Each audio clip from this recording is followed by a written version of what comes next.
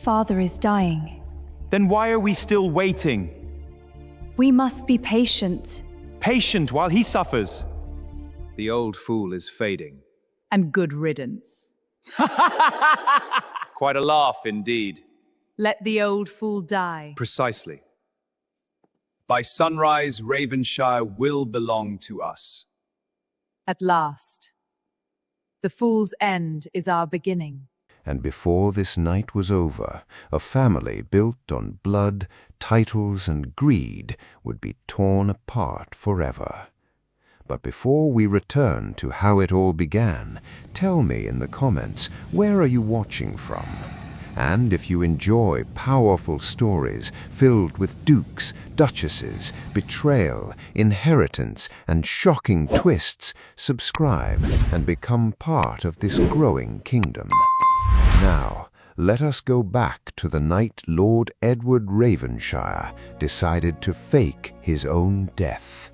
Lord Edward Ravenshire had not always been a man who listened at walls. For most of his 61 years, he had been the kind of walls listened to. He had inherited Ravenshire Manor at 19, with nothing but a rotting foundation, a family name soaked in unpaid debts, and a stubbornness that even grief could not soften. He had sold his mother's silver to pay the first creditors. He had slept in the east wing with 2 candles and a single wool blanket through the winter of his 20th year, because the firewood belonged to men he still owed money. He had risen before anyone thought to watch him rise, and he had built, quietly, methodically, without celebration, until the name Ravenshire meant something again. Now Ravenshire Manor sat on 400 acres of land in the Ashvale Valley, where the mornings smelled of pine resin and river clay, and the late autumn winds carried a particular kind of cold that settled in the chest rather than on the skin. The manor itself was 3 stories of pale limestone, its windows tall and generous, its corridors wide enough for 2 men to walk without their shoulders touching. The dining room held a table of dark walnut that seated 20. The kitchen ran from 4 in the morning until 10 at night, turning out roasted pheasant glazed with elderberry reduction, bread loaves still cracking at the crust when they reached the table, and on cold evenings a slow-cooked lamb broth thickened with root vegetables and served in deep clay bowls that held the warmth long after the fire in the hearth had settled to embers. Edward had eaten at that table with kings. He had eaten there in silence after funerals. He had eaten there during negotiations that determined which families kept their land and which did not. He knew every creak in the floorboards of that house, every place where the candlelight fell short, every draught that moved through the corridor between the library and the drawing room just before midnight. He was passing that corridor on a Thursday evening in late October when he heard his children's voices through the library door. He was not meant to hear. He understood that immediately, not because they were whispering, but because of the ease in their voices, the relaxed, unhurried tone of people who believed they were entirely alone. William was speaking about the northern parcels of land, the ones bordering the Fenwick estate, discussing their soil yield and annual rent income in the measured language of a man who had already decided ownership was a matter of timing. Amelia's voice came next, quieter but no less certain, asking whether the East Wing property and its attached tenant agreements would be handled separately or folded into the broader settlement. And Henry, his youngest, who still had the same eyes as his mother, said only that it would depend on how long things took, and that they should not assume the timeline they preferred would be the one they received. He stood in the corridor for a long moment. The candle he was carrying burned without trembling, because his hand did not shake. His breathing did not change. He did not reach for the door handle. He simply stood and listened, and when the voices moved on to other details, he turned and walked back down the corridor the way he had come, his footsteps making no more sound than they ever did. He did not sleep that night. He sat in the chair beside the window in his private study, a room that smelled of old paper and cedarwood polish, and he watched the grounds below, where the frost was already beginning to settle across the grass in the darkness. His untouched glass of port sat on the side table. Outside, the valley was completely still. Before the sky began to lighten, he sent his steward to the village with a single instruction. By the time the household staff had begun laying the breakfast table, Dr. Julian Ashcroft's horse had already been heard on the gravel approach. Edward met him in the study alone, with the door closed. He spoke for 11 minutes without interruption, and what he put into motion in those 11 minutes, no one inside Ravenshire Manor would be able to stop. The physicians came on a Monday. There were 2 of them, both summoned from the city at Edward's quiet instruction, and they examined him in the upper bedroom with the seriousness of men who understood that their findings would matter beyond the room. When they finished, they spoke to the household together in the front parlor, and the words they used were careful and grave. Lord Ravenshire's heart was weakening. Rest was required. Exertion of any kind was forbidden. The timeline, they said, without saying it plainly, was uncertain. By that same evening, Ravenshire Manor had become a different place. The musician who had played in the drawing room on Tuesday and Friday evenings was quietly sent home. The standing invitation for neighbors to call on Thursday afternoons was withdrawn without explanation. The kitchen still worked its full hours, but the food that came out of it changed.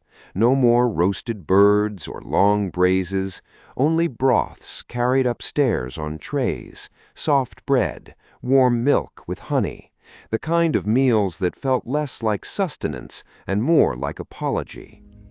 The candles in the corridor outside Edward's room burned through the night without being extinguished, which made the hallway glow in a way that was almost devotional, as though the house itself were holding vigil. Edward lay in the wide bed beneath 2 wool blankets and a coverlet of deep burgundy that Margaret had chosen years ago in a shop in the city on a rainy afternoon when they had still been the kind of couple who made small decisions together. He was not as close to death as his face suggested, but he was patient, which had always served him better than health. The first night he heard William. William waited until well past midnight before moving through the corridor to the private study 2 doors down. Edward heard the drawers being tried, the specific sound of a man attempting to open something with careful hands and not quite managing the silence he intended. William spent nearly 20 minutes inside that room. He left without whatever he had come looking for. The second night, Amelia moved through the ground floor with a calm that should have belonged to a woman with nothing pressing on her mind. Edward knew the sound of the silver cabinet being opened because it had a particular resistance in the hinge that had never been repaired. He heard it twice before midnight, and he heard her voice low and instructive to one of the housemaids, the words indistinct but the tone entirely clear. The third night belonged to Henry. Edward heard it second-hand from the young stable-boy who brought his morning broth and mentioned without understanding what he was saying that Lord Henry had been down to the stables well after dark and walked the horses by name and spoken about them in a way that suggested he already was measuring their value. None of it reached beneath Edward's composure. He had expected appetite. He had built a life large enough to attract it. But Margaret undid him. She came into his room on the 4th night when she believed he was sleeping, and she stood near the window with her back to him for a long time, looking out at the frost-covered grounds where the last light from the valley had pressed fully from the valley. He could see the shape of her in the dimness, the silver in her hair, the way her hands held each other at her waist, the way they always did when she was working something through in her mind. Then she turned slightly toward the door, and in a voice that was barely voice at all, she said it to no one in the room but herself. "When he dies, burn the letters." Edward did not move. He did not open his eyes. He kept his breathing long and even, and he lay very still beneath the burgundy coverlet while the sentence arranged itself inside him with the slowness and weight of cold water, filling a room. He did not know which letters. He did not know where they were kept. But on the 5th night he heard a name spoken between Margaret and her personal maid in the corridor, a name offered and received with the particular silence that surrounds things that have been secret for a very long time. The name was a woman's, and Edward had last heard it spoken aloud 31 years ago at the funeral of someone who was supposed to have died young and been forgotten entirely. The 6th night arrived with a stillness that felt deliberate, as though the valley itself had drawn a breath and refused to release it. The frost on the grounds had thickened over the week into a proper cold that pressed against the windows of the upper corridor and made the glass sweat on the inside where the candles burned nearest to the panes. Edward had not left the bed in 6 days. His muscles had begun to register the absence of movement, a low ache that settled into his lower back and shoulders, but he allowed it. Discomfort was manageable. What he was building required stillness, and so stillness was what he gave. Dr. Ashcroft had visited twice more since the first morning, each time spending just long enough in the room to satisfy the household's observation before leaving.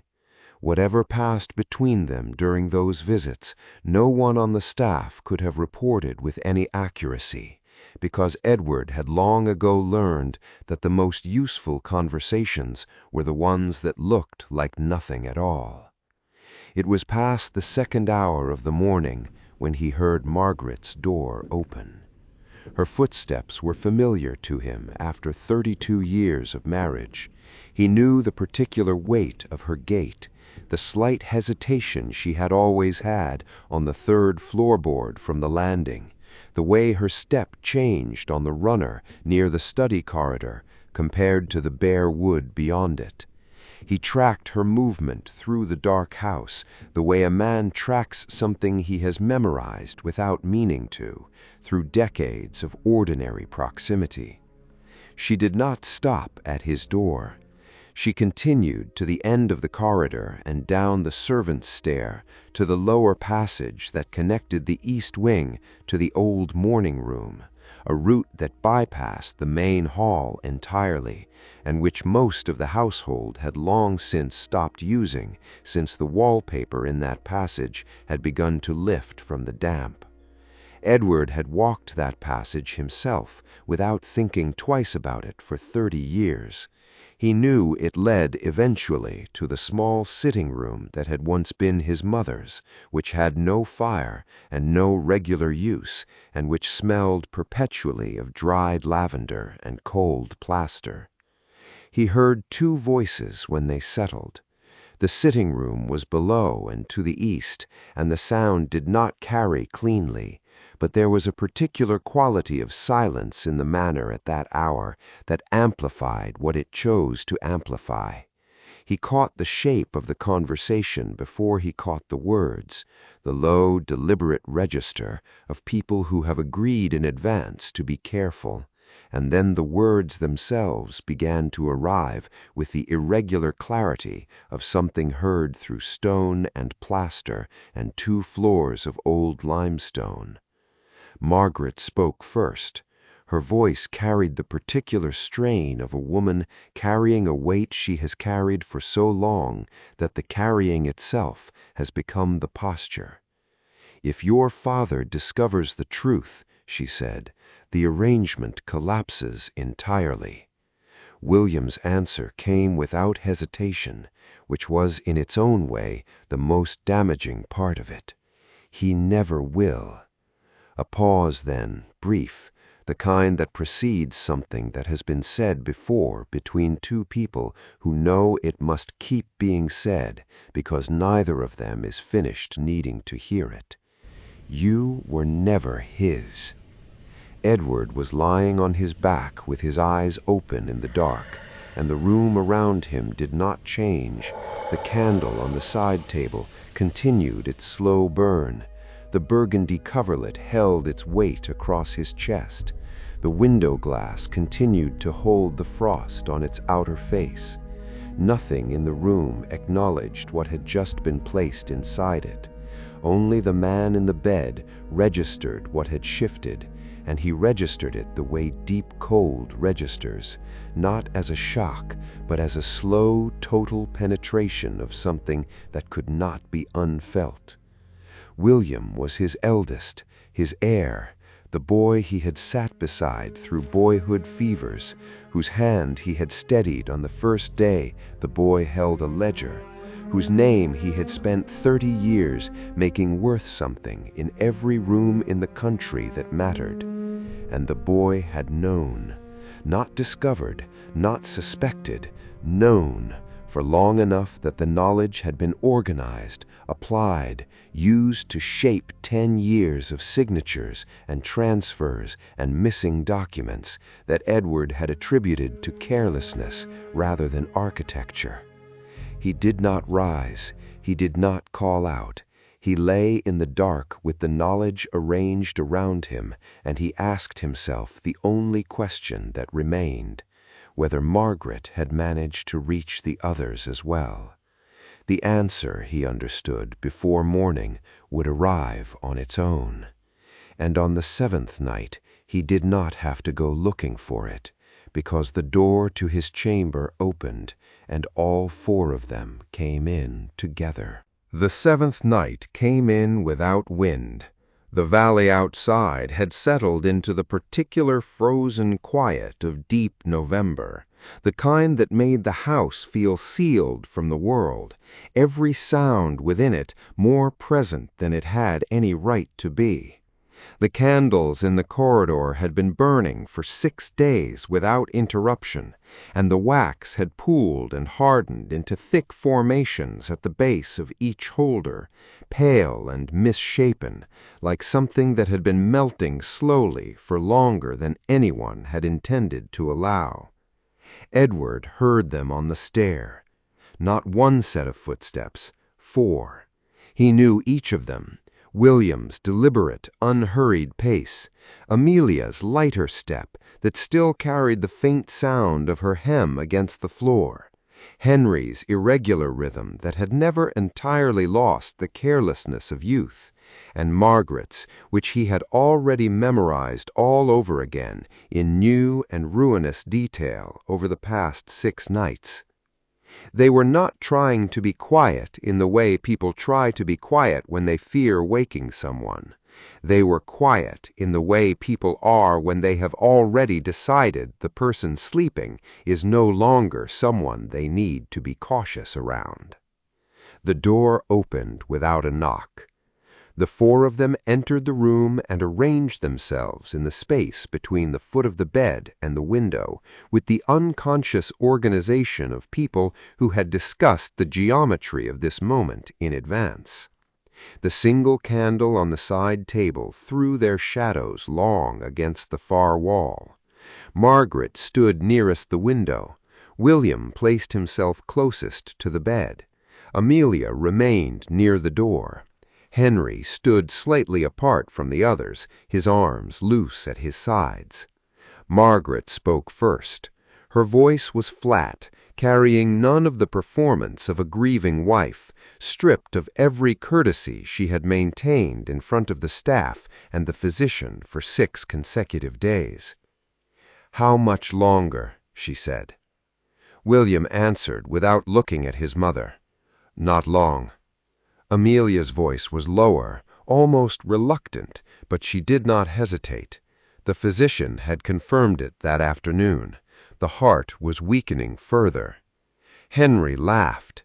It was a small laugh, barely a sound at all, but it was real, rising from somewhere genuine in him, and it was worse for that. "Then let us help it along," he said.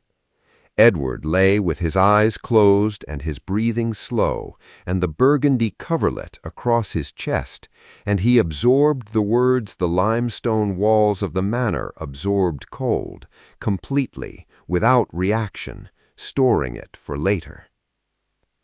The next voice was William's again. "Another dose tonight," he said, "the same as the last two." No one objected. Amelia did not turn away from what was being said. Henry stopped smiling, but he did not speak against it. Margaret gave a single slow nod, the gesture of a woman confirming a domestic arrangement, as though she were approving a menu or a change in the household schedule. The tray shattered at the threshold. The sound was total and immediate, ceramic and silver against the stone floor of the corridor, and every head in the room turned at once. In the doorway stood Evelyn Hart, the young woman who had served Edward's private meals for 3 years, who knew every measurement of every broth and tonic that had been brought to this room across the past 6 nights, who was standing now with her empty hands still raised in the shape of the tray she had been carrying, and her face entirely drained of color. She had heard everything from the corridor. The room sealed itself around that fact in the space of a single second. William moved toward her without a word. Henry crossed to the door, and the lock engaged with a sound that was very small and very final. Margaret's voice came across the room with the cool authority of a woman who had spent 30 years ordering a household. "She cannot leave this room," Margaret said. And Edward opened his eyes. He pushed back the coverlet and sat upright in the bed he had occupied for 6 days without rising, and in the candlelight his face was not the face of a dying man, and had not been for some time. The room did not breathe.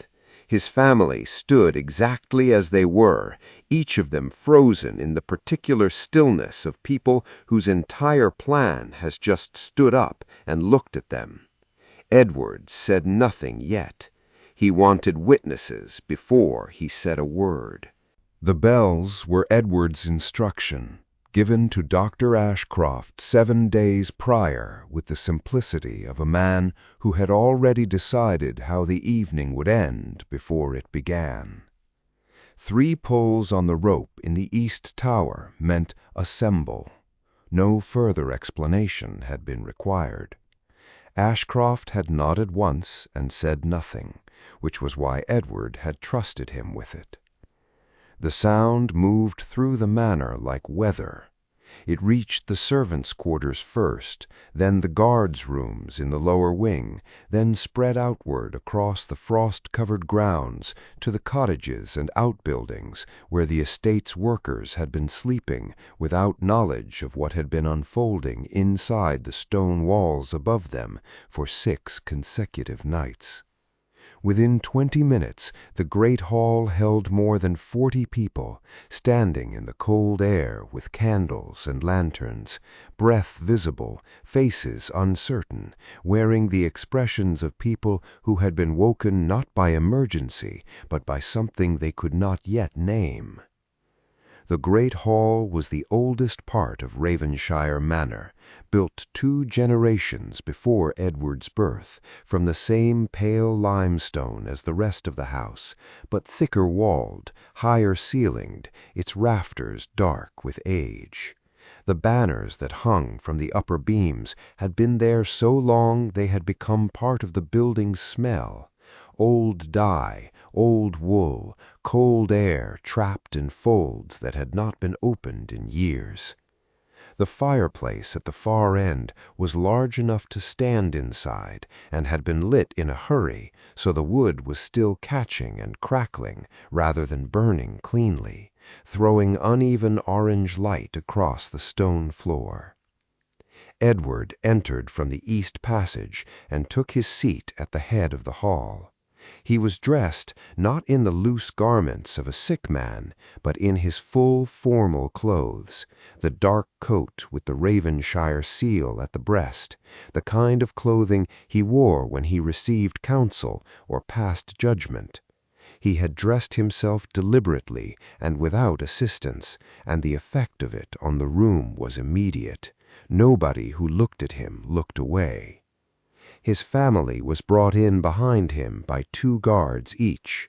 They entered without ceremony, without the dignities of rank, and they stood below the raised seat where Edward was positioned with the banners behind him and the assembled household arranged to either side. William stood with the set jaw of a man rehearsing composure. Amelia's hands were clasped so tightly the knuckles had gone pale. Henry looked at the floor. Margaret looked at Edward with an expression that held something more complex than fear, the particular devastation of a person who has just watched the architecture of 30 years of careful work collapse in a single evening. Edward spoke for a long time. He did not raise his voice. He did not require volume, because the room had given him its complete and absolute silence the moment he opened his mouth, and he kept it not through force, but through the weight of what he was saying.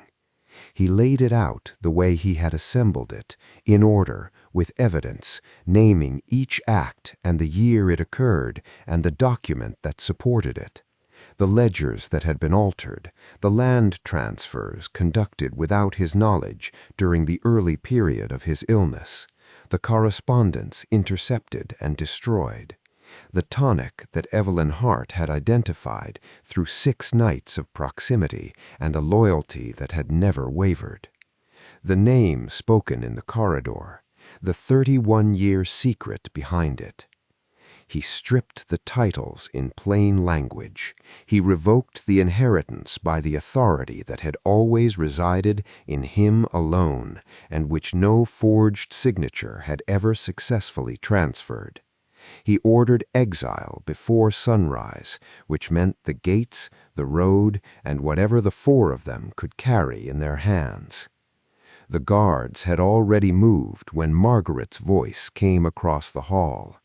It was not a plea, it was deliberate, final, the last piece of leverage released by a woman who had kept it for 31 years against exactly this kind of moment. She pointed at Evelyn Hart, who was standing near the East Passage doorway where she had been placed under quiet protection since the night before. Evelyn was not a servant. She had never been a servant. She was the child born before William, before the marriage, before everything, taken from Edward at birth by arrangement, placed into his own household years later by a hand Margaret had spent decades trying to trace and silence, raised inside the walls of Ravenshire Manor without a single person in the building knowing what she was. The hall did not breathe. Edward looked at Evelyn for a long moment across the full length of the stone floor, past the assembled servants and guards and advisers, past the dying fire and the uneven candlelight, and Evelyn looked back at him with the face of someone receiving information that quietly explains every unnamed thing they have felt for the length of their entire life. The gates closed behind the banished 4 as the first gray light of morning reached the valley. Edward crossed the hall to where Evelyn stood, and the household parted for him without being asked, and when he reached her, he spoke in a voice low enough that only she could hear it. The words were not formal. They were not a decree or a declaration. They were the words of a man saying something he should have been given the chance to say 31 years ago. And in the cold morning light coming through the tall windows of Ravenshire's great hall, Evelyn Hart heard her real name for the first time.